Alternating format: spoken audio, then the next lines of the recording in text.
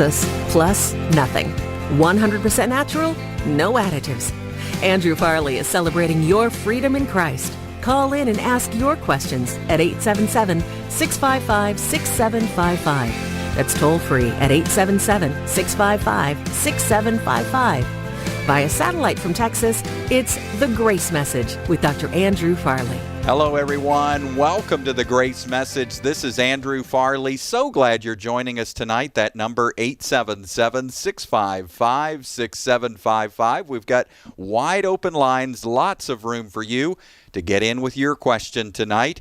If you've got a question about a scripture passage, maybe there's something you heard in church this past weekend, and well, you're still scratching your head going, what is that about? Then let's make it a conversation together right now, 877-655-6755. And if you're a first-time caller tonight, you got to know we love it. We love to hear from our first-time callers. We'd love to hear from you. And, well, if you're a veteran listener, maybe you've called in the past, but it's been a while and you got something new on your mind tonight. By all means, join us as well. Again, 877-655-6755. Maybe you've got a personal problem going on in your life right now, in your marriage, with your kids, in your church. You're looking for that grace message perspective. We're here for you tonight for the next half hour. Wide open lines, lots of room. Again, toll free across the United States and Canada.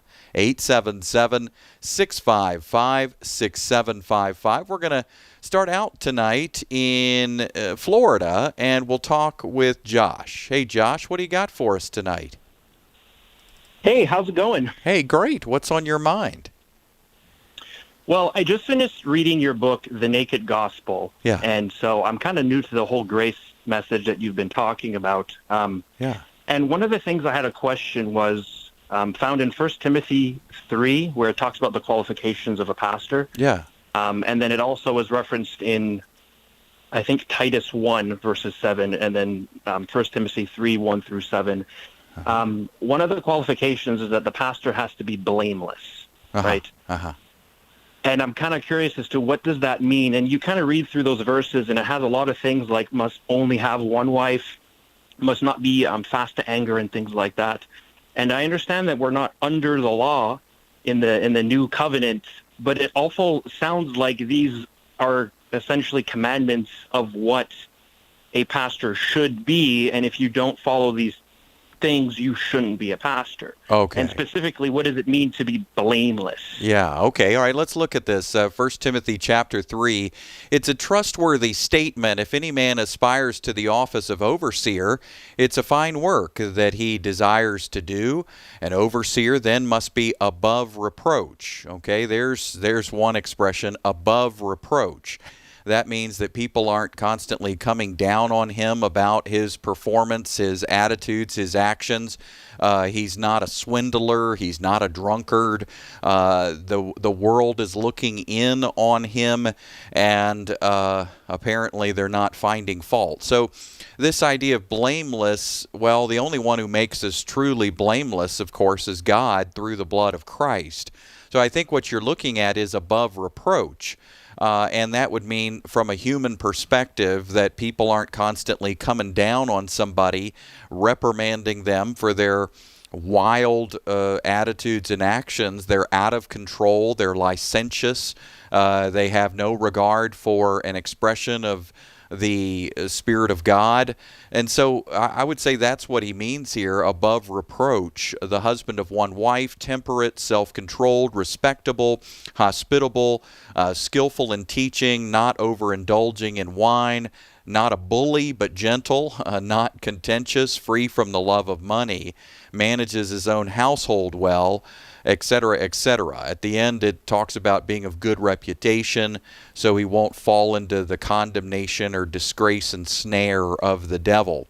So I think that's what we're looking at, my friend. We're essentially seeing this idea. Why would you put someone in leadership who even the world and people surrounding the church find fault with in terms of how they're misbehaving and treating people? They're either full of hate or full of drunkenness, and they're given to much wine, or they don't have their household in order, or there's things that people could say about someone. They have no business leading a congregation right now because they're just not healthy. And I've been going through this series actually the last 4 or 5 weeks now called Healthy Church. Josh, it may be a series in 1 Timothy that you want to check out on our website. You can always go to our website at andrewfarley.org and just type in Healthy Church. You may find it right there on the homepage and see what you think. But, concerning law and how that enters in, I mean, that would be the worst choice. That would be your last choice and your worst choice.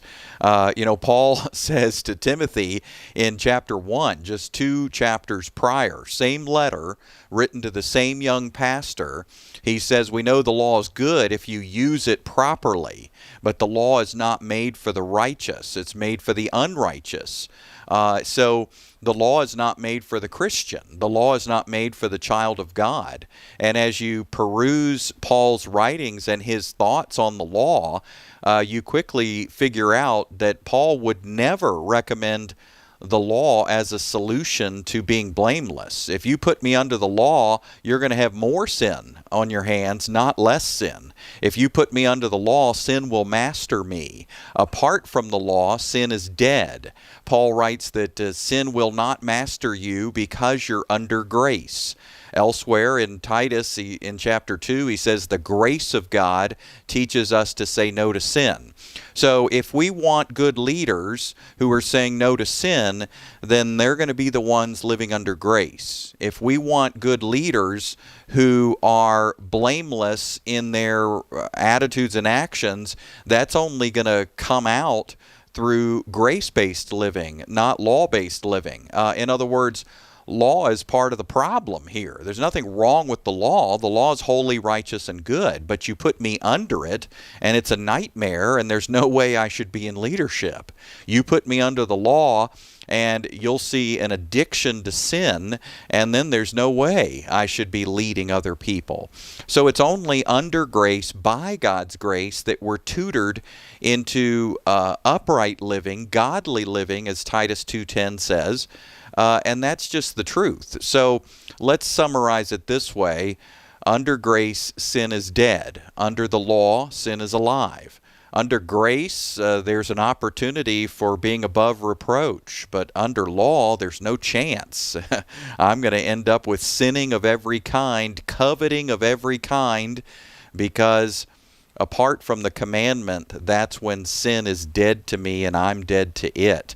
So I hope that helps. There's certainly nothing to really explain here in 1 Timothy 3, nothing out of place or unusual or even challenging. I think the expression is above reproach, and that simply means the idea that people can be respectful of us and what we're up to. They can appreciate who we are and the attitudes that we have. And otherwise, what are we doing in leadership? I mean, it doesn't sound like we're healthy, so get us out of there. And the only way we're going to be healthy is by the tutoring, the tutelage of God's grace in our lives.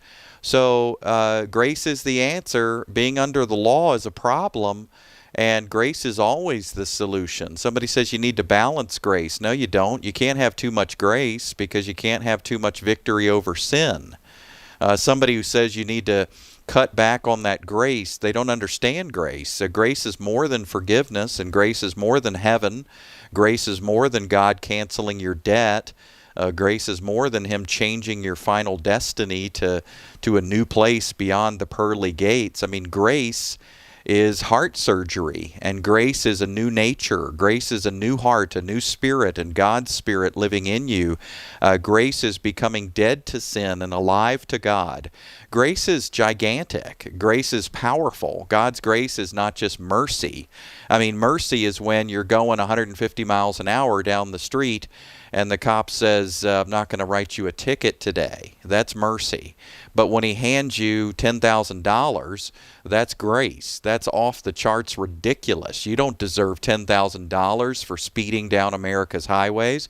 But he forks over the cash and he gives it to you with a smile on his face. That's not just mercy, that's grace. And that's what it means for God to lavish his grace on us. I guess the difference is he goes beyond that. He turns us into non-speeders. He turns us into people who have righteous hearts. He turns us into people who don't want to abuse authority. He transforms us. So he's a heart surgeon, and he cancels our debt. And when we see grace is that big, then we don't need to be scared of God's grace. You want to be blameless in your behavior? Look to his grace. You want to be above reproach? Look to his grace. His grace is always, always the answer. It's never mixed with law. If it is, you've got Galatianism. If it is, you've got legalism. If it is, then you've got more sin than you'll know what to do with. Living under the law always causes more sin, not less. I like to say the law produces failure if you're honest and hypocrisy if you're not. Thanks for calling tonight, Josh. Great to hear from you there in Florida. Call us back anytime. Let's go to North Carolina. We'll talk with Robert. Hey, Robert, what do you got for us? How you doing today? Hey, good. What's on your mind?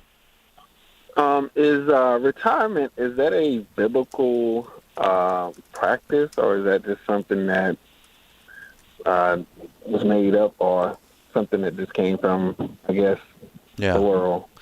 Well, I don't think it's a good or bad. I mean, it's a choice that people can make. And so obviously resting, there's the idea throughout the scriptures of God resting.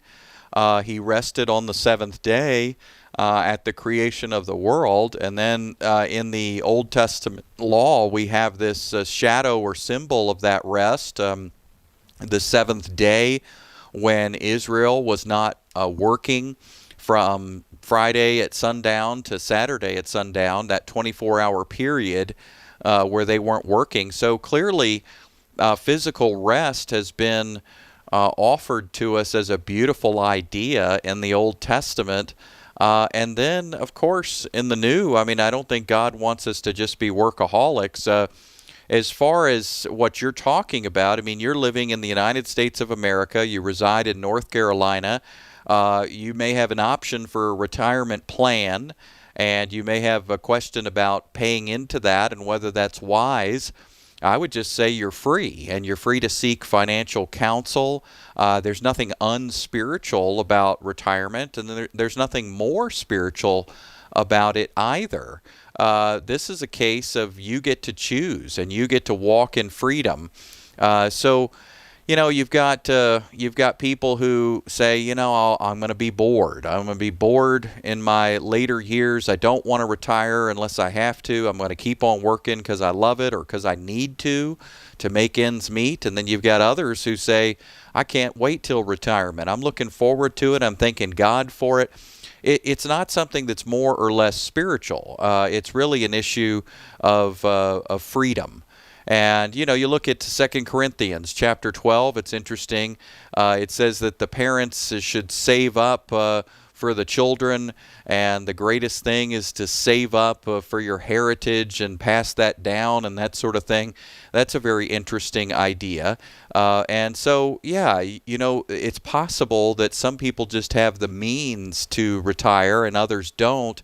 I don't think God sees one as being more mature than another. It's just that we're in different circumstances. You know, I think for me, for example, I love what I'm doing. I can't imagine stopping. I want to be sharing the good news of God's grace probably till the day I die. And yet I fully believe that some people have prepared for retirement and they're looking forward to it. They're giving thanks for it. And that's incredible. Good for them. And that's what's on their heart, and that's what they want to do. Or in some cases, that's the wise thing to do. So it's a freedom issue here. You've got the freedom. You get to choose. You get to prepare. There's no right or wrong there, Robert. Thanks for your call tonight, and reach out to us again anytime. Great to hear from you. All right, let's go now to Texas, and we'll talk with Joshua. Hey, Joshua. Hi, Andrew. How are you doing? Hey, I'm doing good. What's on your heart tonight? I was curious about Judas Iscariot and sort of how he says, I believe it was Jesus, he said, he shouldn't, it'd be better if he wasn't born from the beginning, not born at all, and sort of this, he's the son of perdition, that he was essentially made to fulfill the scriptures. And I'm just kind of confused about if he had any choice in the matter, and like why God would create somebody to exclusively, I'm pretty sure he went to hell. So it just kind of freaks me out a little bit in a way. And why did he, if he was out there with the other apostles, was he performing miracles? And if so, then how could it have all turned on him in the end, and he betrayed Jesus and go to his own place, as it says in Acts and stuff like that? Okay. All right, yeah, sounds good. Well, yeah, you've got this Matthew 26 passage, the Son of Man will go just as it is written about him, but woe to that man who betrays the Son of Man. It would be better for him if he had not been born. Then Judas, the one who would betray him, said, surely you don't mean me, Rabbi. Jesus answered, you have said so. So, ouch, that's going to leave a mark. That's a pretty stinging comment from Jesus there. So this doesn't mean that Judas had no choice in the matter. I think this always comes back to this issue of fate and free will, and we start getting on our Greek philosophy hats, and we're trying to figure out if God was making Judas do this or forcing him to do this. If this was fated, then it's not Judas's fault. We've got to see the difference between foreknowledge and fate. Those are different things. Foreknowledge is just that God knows everything. God knows who's going to accept him. God knows who's going to reject him. God knows who's going to betray Jesus. So God knows everything. He's God. And if I could tell you who's going to win the Super Bowl next year, that doesn't mean I'm controlling the players. It just means here I am in the studio. I've got this little crystal ball, and I look down into it, and I see, oh my goodness, it's going to be the Patriots, or it's going to be the Redskins, or it's going to be whoever. I've got this crystal ball, and I can see the future. Well, fantastic, but that doesn't mean that I'm controlling the quarterback. It doesn't mean I'm controlling the defensive end. It doesn't mean I'm making touchdowns for them or holding them back from scoring. I'm not deflecting kicks here. I'm just pointing out that I can see the future. And so that's the difference between foreknowledge and then the idea that everything's fated and we have no choice. So when you see that distinction, I think it helps you with something like Judas. It also helps you with Satan, and it also helps you with Adam and Eve. These are age-old questions. Your question is bigger than Judas. Your question is, does God cause Satan to rebel? And why did he create Satan? And why did he create Adam and Eve if he knew they were going to rebel? And all of that stuff. So it has to do with foreknowledge, but not fate, and it's certainly not a controlling thing. God is in control without controlling everything. Think about that statement for a minute. I think it helps. God is ultimately in control of the universe, of everything, but he's not controlling us like puppets.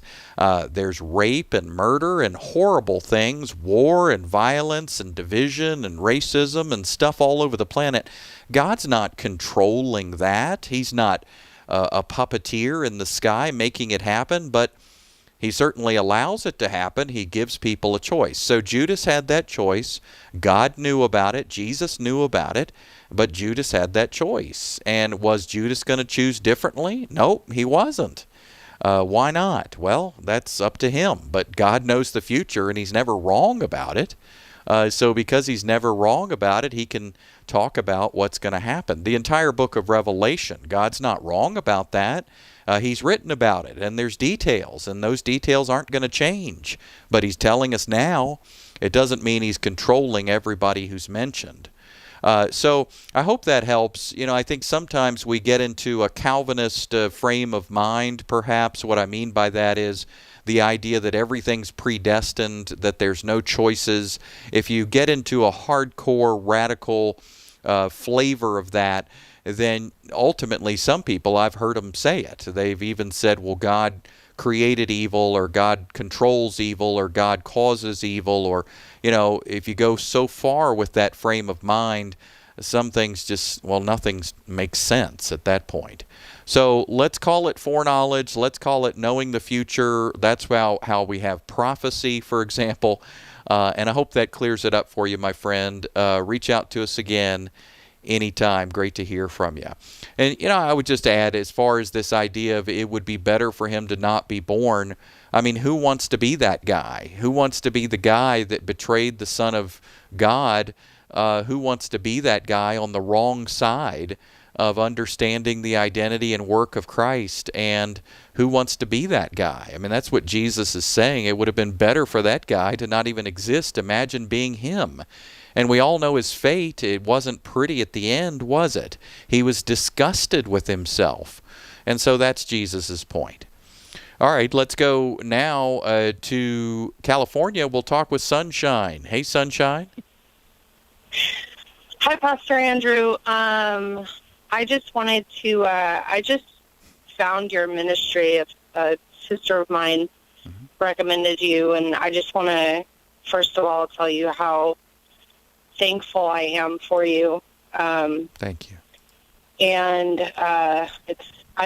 it's almost, you're almost too good to be true, honestly, because it feels like I've just been in a pool of legalism in the past 5 years. Mm-hmm. I have kind of a few questions for you. I'm really nervous right now. Well, I hear you. Go for it. Think of one of the biggest. We got about 3 minutes. I want to make sure you have enough time. Okay. So you're definitely a voice of reason, and this is a question that I've been through with. I need this one. This is the last answer. Okay. For me. So I dealt with child abuse. My father molested me as a child, and I repressed the memories for a lot of years, and in my late 20s they came up. That pretty much spiraled my life downward, and I got to my lowest point, and God restored me. I had already been saved. I've been saved since I was a child, but He brought me. I had pretty much gone through hell, 18 years of mental illness. So basically my question is, I had cut ties with my dad, and now he's older and probably getting ready to pass away soon, and I have forgiven him in my heart, but there are people that have told me, forgiveness is about restoration with, Okay, I hear you. Well, with 1 minute left, I really want to address this and try to do well with it for you, Sunshine.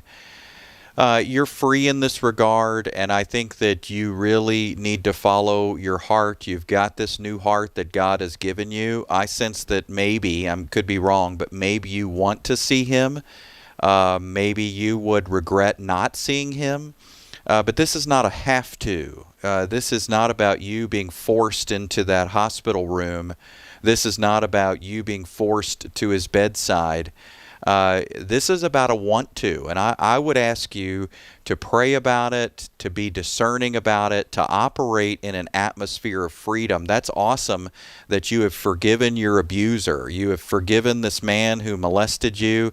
You've canceled the debt and let him off the hook. And a lot of that's for your benefit. It's for you, so that you don't have to walk in bitterness and resentment. And you did the healthy thing. And I'm really excited for you, because you get to live free from that bitterness. Now the question is, what is your heart leading you to do? What do you want to do? This is not about you having to do a certain thing to get right or stay right. Ask the Lord. He lives in you. He knows. He'll let you know. For more information on the broadcast ministry of Dr. Andrew Farley, please visit andrewfarley.org. That's andrewfarley.org. Join us next time as we invite you to celebrate the grace message with Dr. Andrew Farley. This